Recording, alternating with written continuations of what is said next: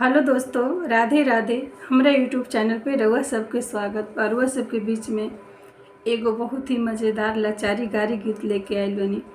ई गीत आप सब सुनी जा और कमेंट के माध्यम से हमके बताई जा कि ई हमर गीत आप सबके कैसन आए। हमके कैसे पता चली कि आप सबके हमर गीत पसंद आवता कि नहीं आवत। अगर आप सब कमेंट में लिखब जा तबे तो हमके पता चली कि हमर गीत आप सबके पसंद आवता कि ना। चला भरिला आई पानी गगरिया में, चला भरिला आई पानी गगरिया में। गगरिया में हो गगरिया में, चला भरिला आई पानी गगरिया में, चला भरिला आई पानी गगरिया में। समधी के बहिनी हो अस बौरानी, अस बौरानी हो तनिको न ल जानी।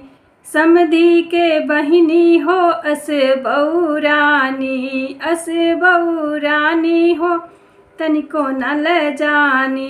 खोजेली यार जवरिया में, चला भरिला आई पानी गगरिया में, चला भरिला आई पानी गगरिया में।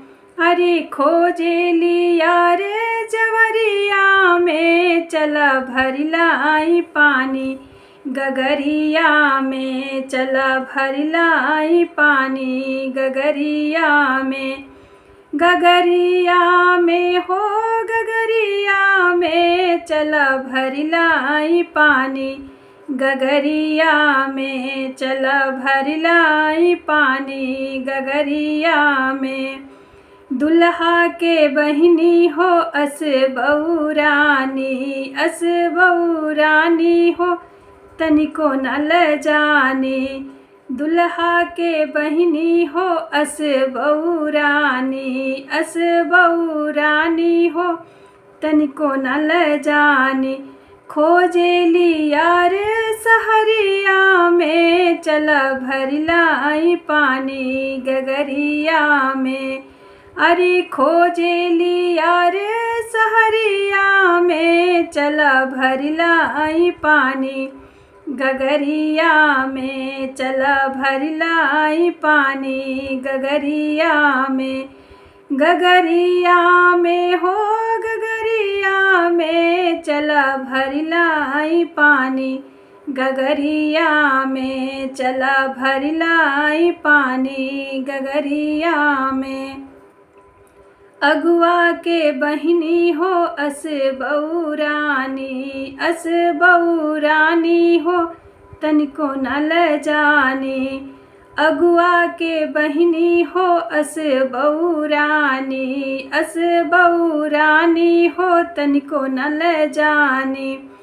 अरे खोजेली यार बजरिया में, चला भरिला आई पानी गगरिया में, चला भरिला आई पानी गगरिया में।